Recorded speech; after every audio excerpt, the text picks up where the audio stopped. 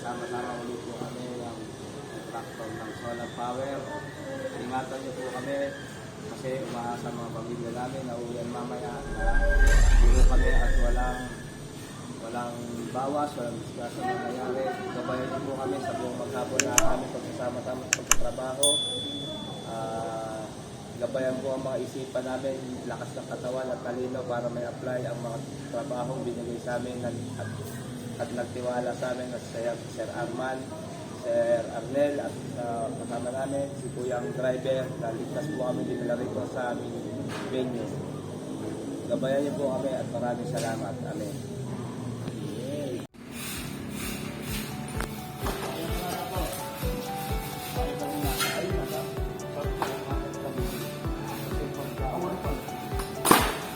Okay, good morning mga ka-solar. So, malaki-laking project to.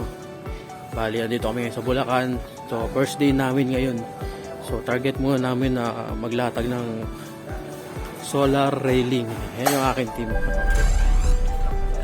Maglatag kami ngayon ng railing. Tapos yan, buong building yan. Lahat yan lalagyan ng solar. Hanggang dun. So, yun.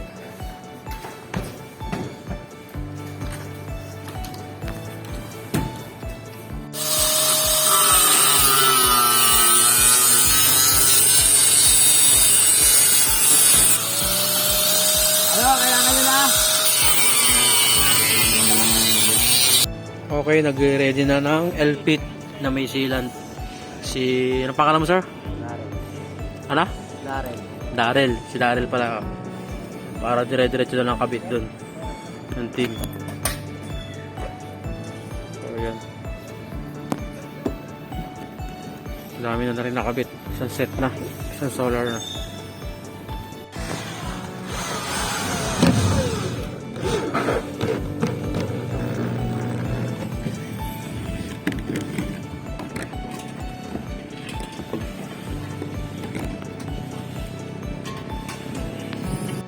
May nagkakabit ng railing, may nagkakabit ng L-foot, may nagkakabit ng splice kit, may nagsiset up dito sa kabilang phase.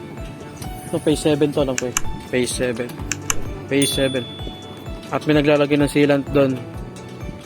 At may nagkukuyakoy. Okay, progress installation, time check, 11 AM. So, dito na kami sa isang phase. Yung sa kabila, almost matatapos na yung sa may kabila. And then, dito naman kami. And ito, tatanggalin to.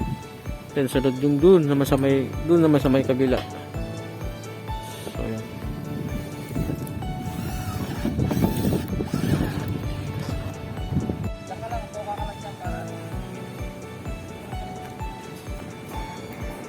So nagpe-prepare ulit sila ng panibagong railing para din naman sa may kabilang phase.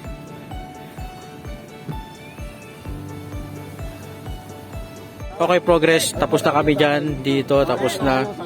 Dito naglalagay pa. Tapos dito sa may kabila, naglalagay na rin. Sabay.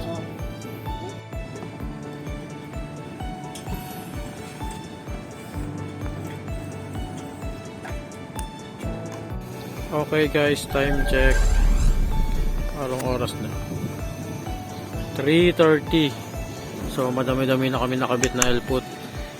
Mula dito, dito, doon, tsaka doon sa pinakataas.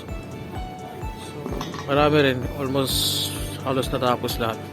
Panguhuli namin itong isa kasi may existing na solar to. Kakalasin muna yun bago makabitan ng L-fit by next schedule. Itong isang wire to sa pinakandulo. Yan, napakahaba niyan, walang dugtungan yan. Yan na lang. Yan, napakahaba yan hanggang dun. Hanggang dito, yan. Layo. Doon kasi kakabit yan, no? Sa pinakandulo ng bubong. Pupunta dito. Yan, nagsusukat na ng DC cabling. So, mamaya ipapasok nyo sa conduit. Sinusukat na nila yung haba. Yan, mahaba yan. Dito naman nagpapabricate kami na bracket ng DDoS na pipe para sa net metering. So rito natin idadaan yan sa net metering. Medyo malayo to, 96 meters from the location of inverter to service disconnect. Dun pa malayo. At pinapasok yung wire, supply ng RSD.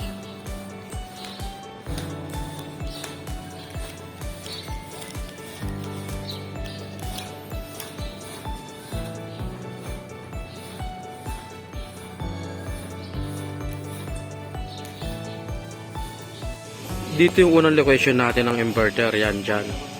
Ngayon pinapalipat ni Ma'am dito niya pinapalipat yung inverter.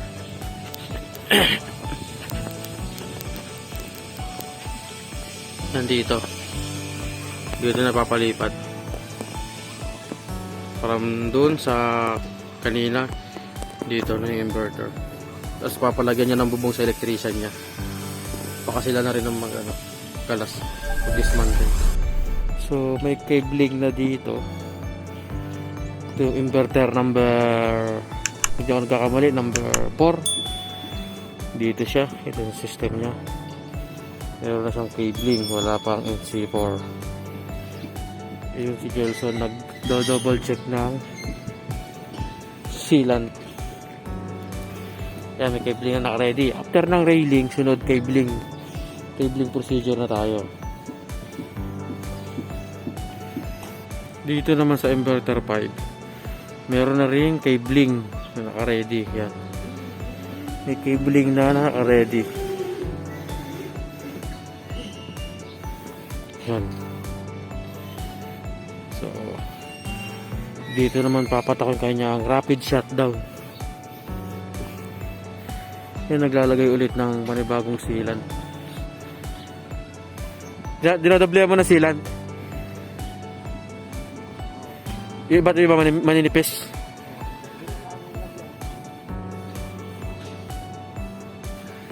Yan.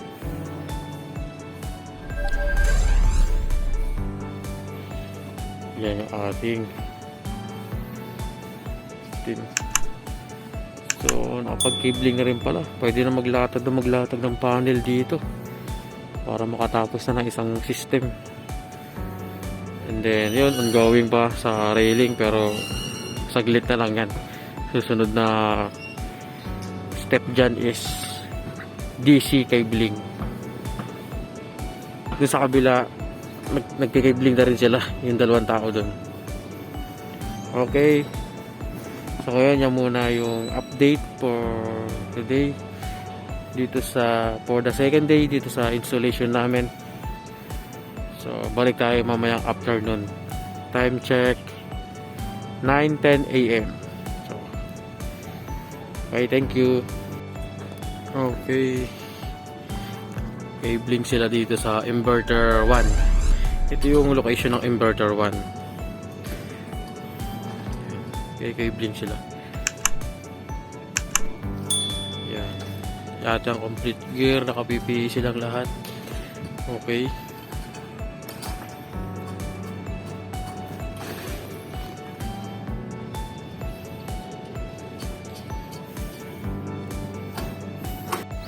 Okay, good morning mga kasolar. So, day 2 namin ngayon dito sa site. Pangalawang araw. Nagkikabling na kami. Tapos na sa railing.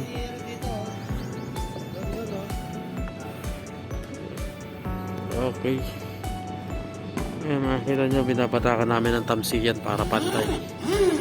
May batak siya ng tamsi. So, dito nakalagay yung existing. So, tinanggal namin yung solar panels and railing, yung luma. Pinalit natin ng bagong railing sa bagong L-put. Mas magandang klase kasi itong pinalit natin. And then, dito sa area na to, yan, nakapaglagay na kami ng caution tape. Kasi yung area na yun yung bubog na manipis na maliwanag. Yung pang warehouse kapag natamaan ng araw, lumiliwanag siya sa baba.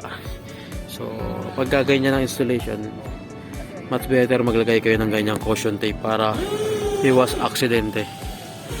So, ayun yung aming supervisor and electrician.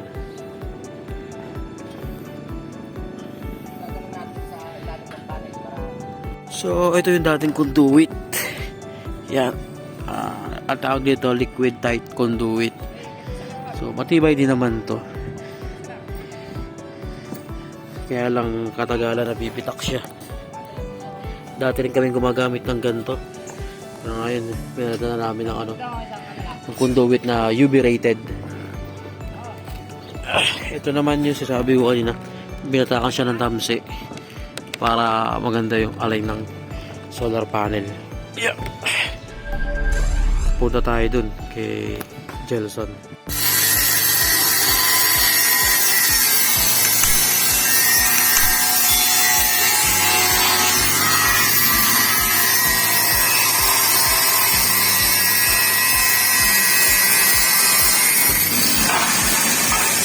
Okay, good afternoon mga ka-solar.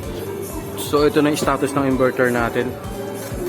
Ginagawa na yung bubong. Ito yung pamakuan, yung kulay yellow. And then lalagyan na lang ng bubong. And then may cover din doon sa gilid para hindi maangkin ng ulan. And then itong part na ito may inverter. Diyan natin ikakabit yung mga inverters na i-install natin. So i-dismantle muna yan kasi sira na yan. Okay. Yan. Maganda yung lokasyon ng ating inverter. So, may circulation ng hangin, open air, tsaka hindi sa expose sa araw, tsaka sa ulan. Tsaka the best yung location na to. So, day 5 namin nga pala ngayon. Pangalimang araw. So, yan. So, update na lang po. Thank you.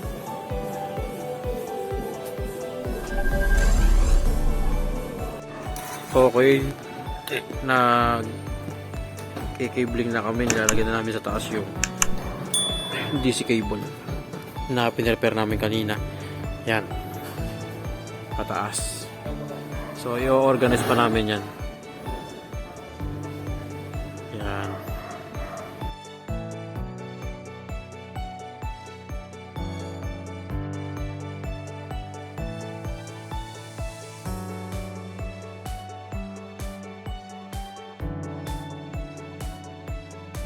Okay, day 3. Dito kami ngayon. Installation. Napakalawak niyan. Hanggang dun pa yan sa dulo. Nakikita niya yung bubong na yan. Meron pa dun. Nakakabitan ng solar panel. So, pangatlong araw namin ngayon. Tapos na kami sa railing.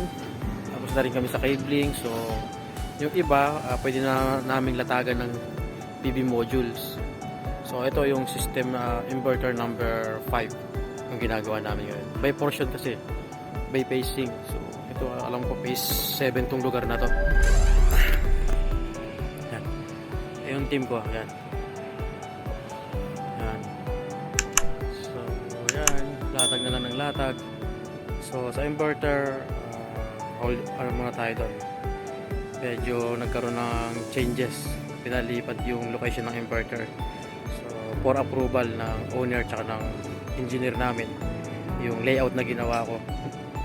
So pag na-approve na yun, magpuproceed na kami sa inverter. And then yan po guys, pangatlong araw pa lang po yan.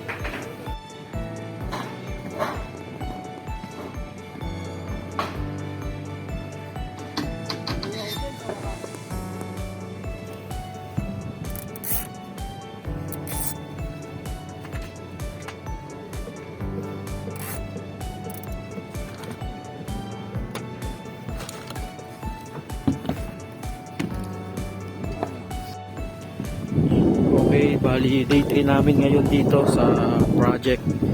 Pangatlong araw, nakakapagkabit na kami ng solar panel. And tapos na rin sa railing, tapos na rin sa cabling.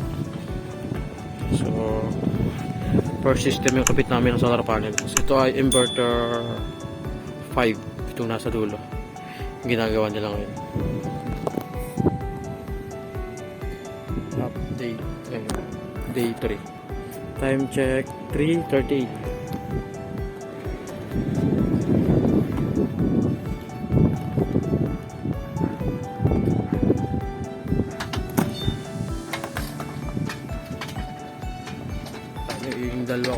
solar panel doon. Ayan, hatid dito.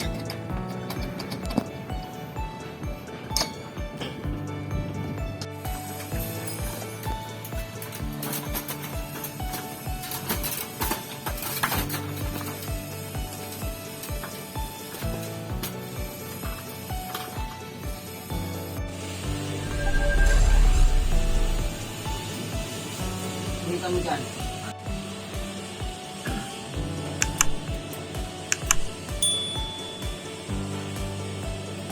Mabalim na rin. Baba.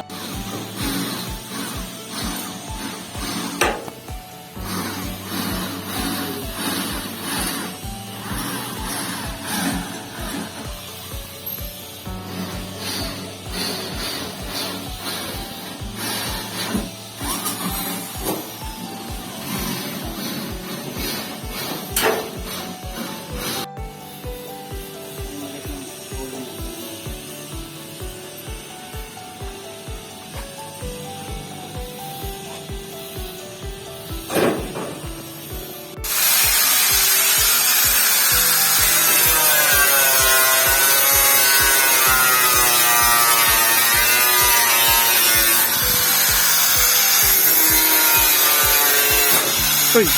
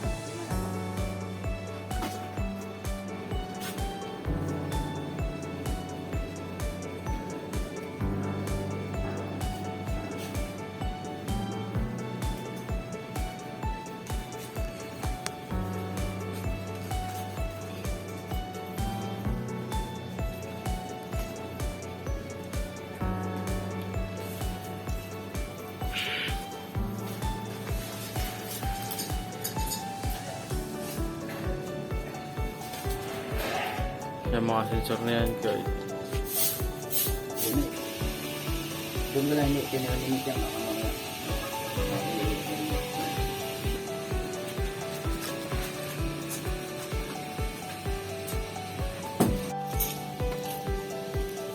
Kayang din naman ganyan. Ilang piraso to? Yung tubo na to? Nandun pa iba yan. Hindi ko pinasaraan ng sila. Dagdagan.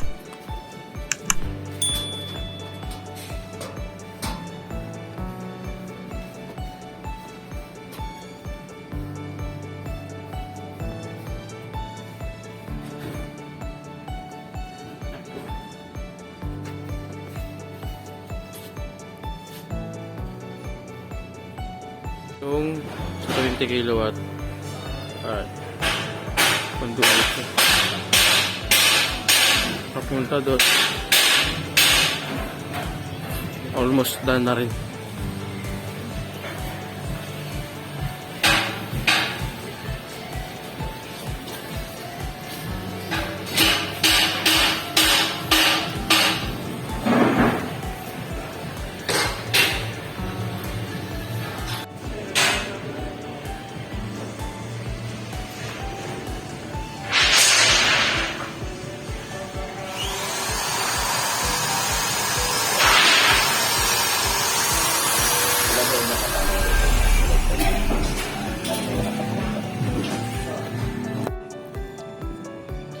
Medyo malibag na mga solar panel. Alikabok. At may mga kwitis.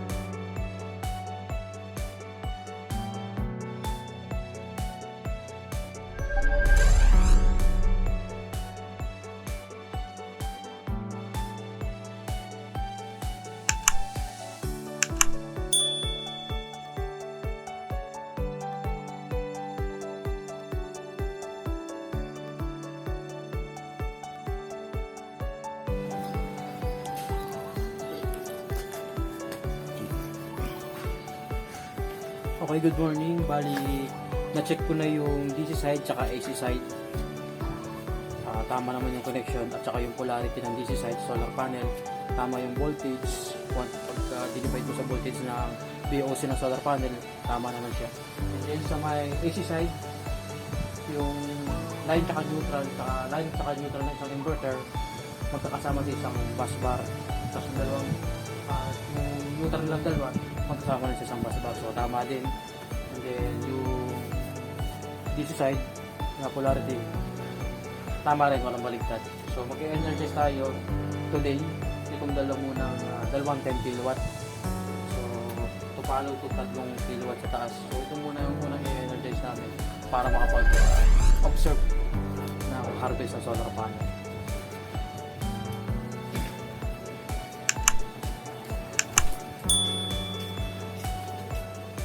Okay na. Yung ano Nel, yung sa labas, diba nasa tapatan ba natin yung metronome system? Ang rebel? Ang Ano? tatapatan natin? Kahit hindi. Kung ano yung kaya natin. Ang inaano ko kasi, problema natin pagkuha dun sa service disconnect ng existing. Tanging LB lang pwede natin magamit para tumawid sa ating bago. Para, hindi kaya hindi ma-layout eh. Hindi ko malam kung papunta na sa'yo. Yan. Maximum yan. Ano ba ang pinaka-maximum dapat? Huwag ka lalabas sa 100 volts. 100. Hindi ko na kung walang baligtad. Hindi na pa walang tip. Pero ang problema sa taas, yung dalawa hindi gumagana. Saan ba na? Converter 1. Baka hindi pa nakap yan. Natap na, gumagana ang PPD 1. Ay, yung isang ano lang wala. Eh, ano na makikita ko dyan? Nakaligod tayo.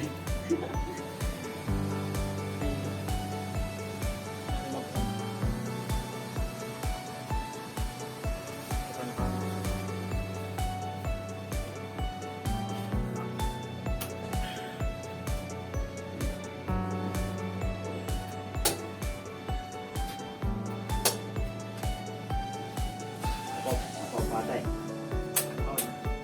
Hindi yung ano bigyan. AC? Hindi, sa DC side mo. Yan, gumagana na. So, sa energize, una muna yung DC side. Mag-set ka muna ng parameter bago mo i-on si AC side.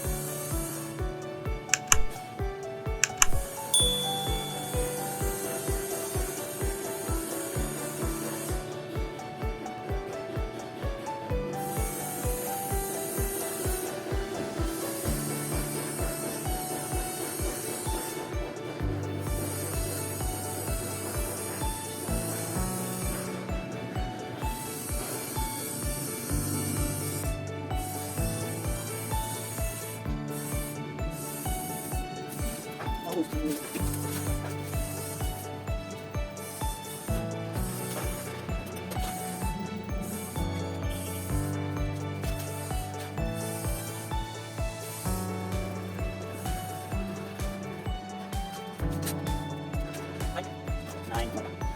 Wait, wait.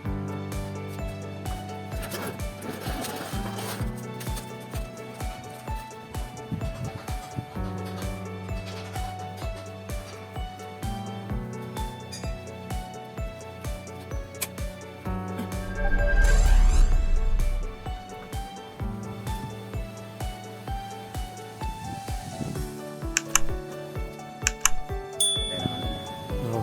Kasi nung ginawa natin dito sa may yung ilang beses yung may sa lupa pati dinaan. Ginis na ako doon sa taas ng metro eh. Hindi na nag-usap pa. Sir, walang space eh. Mababasa ba niya yan?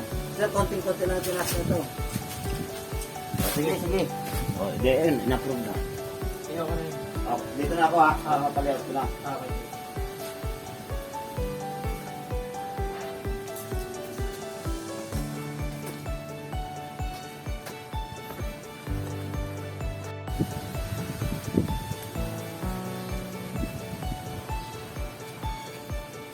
Ngayon naman kukulit natin sa internet ng dalawang inverter.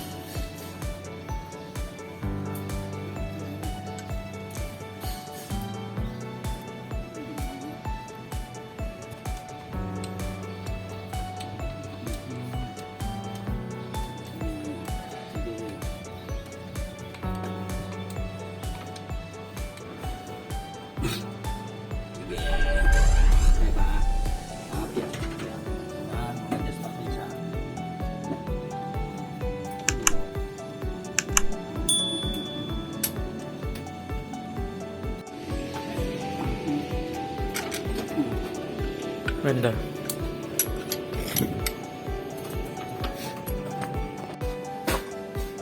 Okay, tetest natin ngayon yung rapid shutdown. So ngayon hindi siya naka-trigger, naka-off siya. Dapat we supply lahat ng DC from solar panel. Sinigay natin.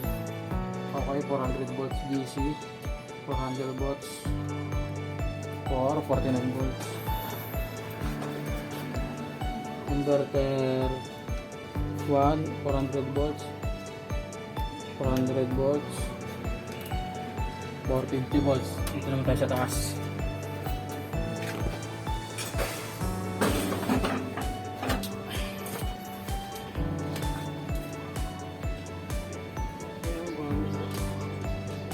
Okay, 400 volts. Kita ba sa camera? 400 volts. 450 volts. Okay, may supply. 400 volts. Iba't na supply ito. Ayan, 400 volts. 450 volts. Last inverter.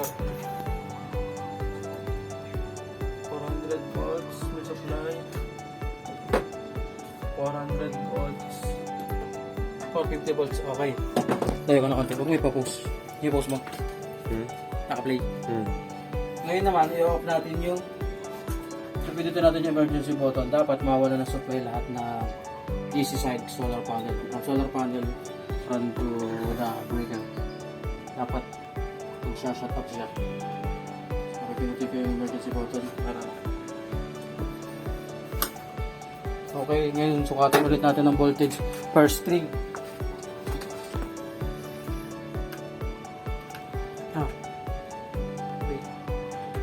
Wait lang natin maya. Hindi pa nagawa yan. Bagal kasi mag-off yan. Ano ko lang seconds, pero magawa ko yan.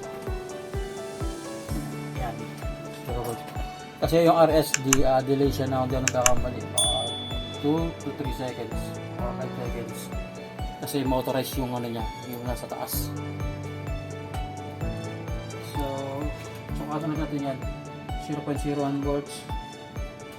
0.02. Yan. Nawala na siya ng supply.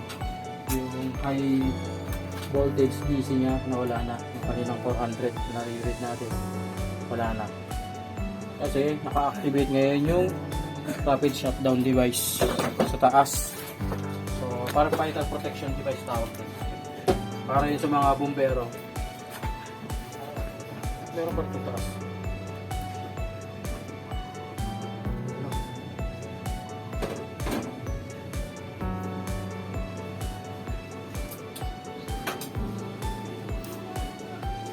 So, wala.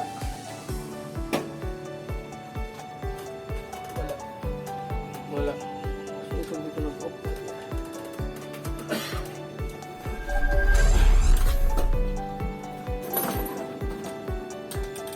Ito, check natin ito. Ito, wala. Wala. Wala. Balikan natin ito isa.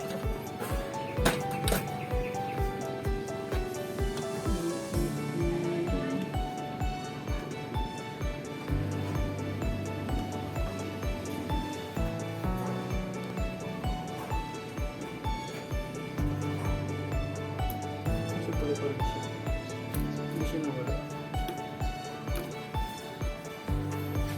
Supply ko rin isa, hindi mawala isa.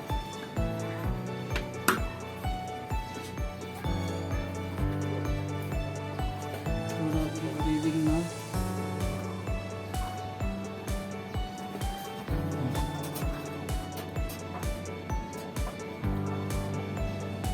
Naka-on na to, diba? May pangit na. Sige, off mo muna. Puso. Pause. Dapat ginawa mo dyan doon, hindi nandun sa... Lima bale. Lima bale. Okay, dito, ginalo mo lang sa pag... Oh, pag ganun lang. Pagkabali mo sa baba, nakabaliin pa. Baka wala matira eh. Diyan pa pati ito dito eh. Hindi, ang galing... Ito na medyo natin na ano. Ito lang yan.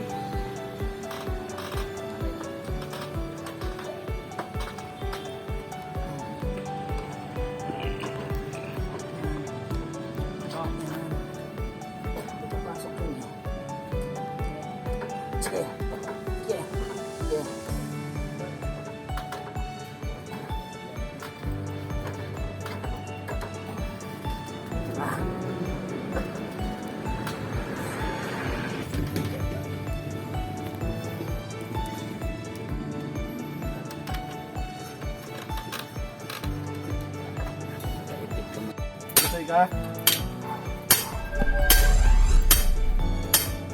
Hanap tayo ng ganap gusto.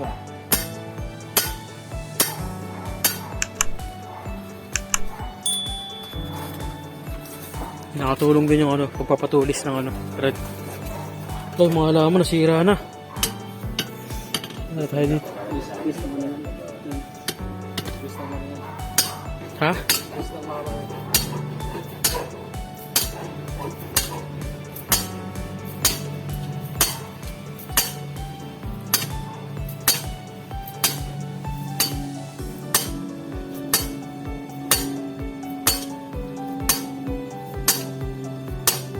Sa Facebook, nagtatanggal yata ng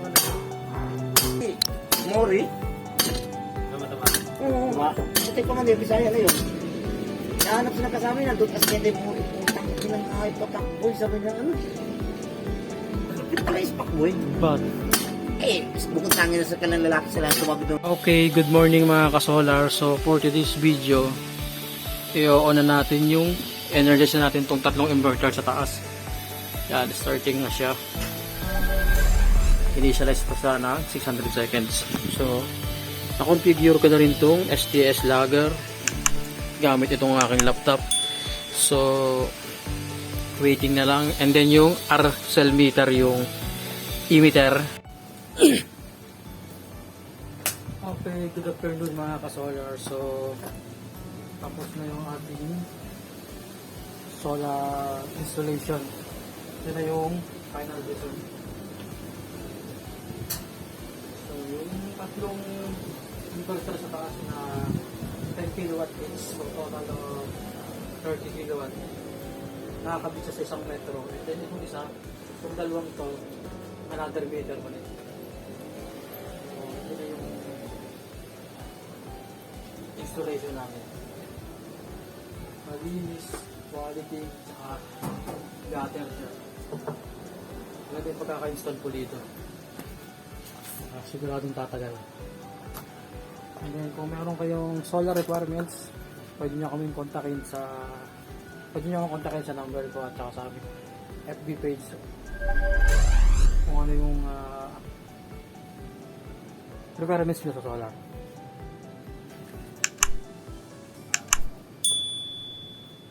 Ayun lang po. Thank you mga ka-solar.